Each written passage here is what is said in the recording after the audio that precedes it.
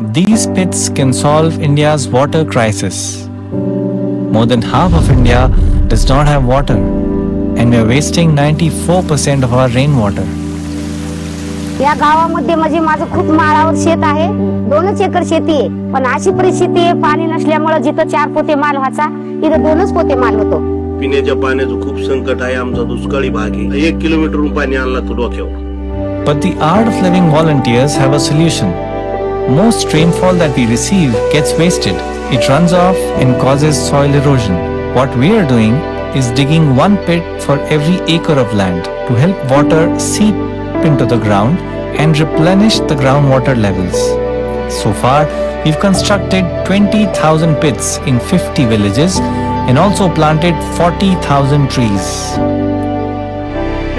कमी पाणी होतं, पण यावेळेस खड्डे घेतल्याच्या नंतर विहिरीला बरंचसं म्हणजे पूर्ण जमिनी लेवलच पाणी